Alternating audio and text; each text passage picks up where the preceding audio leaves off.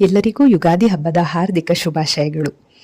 ಹಿಂದೂಗಳ ಹೊಸ ಸಂವತ್ಸರದ ಆರಂಭವಾದ ಯುಗಾದಿ ಹಬ್ಬದ ಬಗ್ಗೆ ಕೆಲವಷ್ಟು ಮಾಹಿತಿಗಳನ್ನು ತಿಳಿದುಕೊಳ್ಳೋಣ. ಹಿಂದೂ ಪಂಚಾಂಗದ ಚೈತ್ರ ಮಾಸದ ಮೊದಲನೇ ದಿನವನ್ನು ಯುಗಾದಿ ಹಬ್ಬವೆಂದು ಆಚರಿಸಲಾಗುತ್ತದೆ. ಪುರಾಣಗಳ ಪ್ರಕಾರ ಚೈತ್ರ ಶುದ್ಧ ಪಾಡ್ಯಮಿ ಅಂದರೆ ಬ್ರಹ್ಮನ ಸೃಷ್ಟಿಯ ಆರಂಭದ ಗುರುತಾಗಿ ಈ ಹಬ್ಬವನ್ನು ಆಚರಿಸುತ್ತೇವೆ. ಇಷ್ಟೇ ಅಲ್ಲದೆ ಈ ದಿನವು ಸಾಕಷ್ಟು ಹೊಸತನದ ಹೊಸ ಆರಂಭದ ಸಾಕ್ಷಿಯಾಗಿದೆ. ಮೊದಲನೆಯದಾಗಿ ಸಾಕ್ಷಾತ್ ವಿಷ್ಣುದೇವರು ಮತ್ಸ್ಯಾವತಾರದಲ್ಲಿ ಅವತರಿಸಿ ಸೋಮಕಾಸುರ ಅಥವಾ ಹಯಗ್ರೀವ ಎಂದು ಕರೆಯಲ್ಪಡುವ ರಾಕ್ಷಸ ಕದ್ದಂತಹ ವೇದಗಳನ್ನು ಸಂರಕ್ಷಿಸಿದ್ದು ಇದೇ ಚೈತ್ರ ಶುದ್ಧ ಪಾಡ್ಯಮಿ ಅಂದು.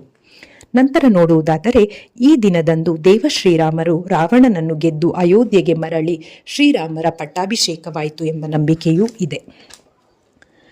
ಹೀಗೆ ಶಾತವಾಹನ ವಂಶದ ಗೌತಮಿಪುತ್ರ ಶಾತಕರ್ಣಿಯು ಅಂದರೆ ಶಾಲಿವಾಹನನು ಶಕ ಹಾಗೂ ಇತರೆ ವಿದೇಶಿ ಆಕ್ರಮಣಕಾರರನ್ನು ಸೋಲಿಸಿ ತನ್ನ ವಿಜಯದ ಸಂಕೇತವಾಗಿ ಹೊಸ ಸಂವತ್ಸರ ಅಂದರೆ ಶಾಲಿವಾಹನ ಶಕೆಯನ್ನು ಆರಂಭಿಸಿದ್ದು ಕೂಡ ಇದೇ ದಿನದಂದು.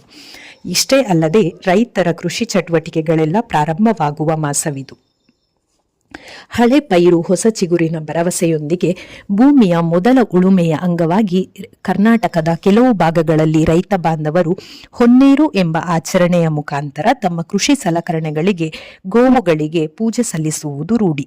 ಹೀಗೆ ಹೇಳುತ್ತಾ ಹೋದರೆ ಕಾರಣಗಳು, ನಂಬಿಕೆಗಳು, ಆಚರಣೆಗಳು ಹಲವು. ನಮ್ಮ ಆಚರಣೆಗಳ ಹಿನ್ನೆಲೆ ನಮಗೆ ತಿಳಿದಿರಲಿ ಎನ್ನುತ್ತಾ ಪ್ರಕೃತಿಯೇ ಮೈತುಂಬಿ ನಿಂತು ನಮ್ಮನ್ನೆಲ್ಲ ಹಾರೈಸುವ ವಸಂತ ಋತುವು ನಿಮ್ಮೆಲ್ಲರ ಜೀವನದಲ್ಲಿ ಹೊಸ ಉತ್ಸಾಹವನ್ನು ತುಂಬಲಿ ಎಂದು ಆಶಿಸುತ್ತೇನೆ. ಧನ್ಯವಾದಗಳು.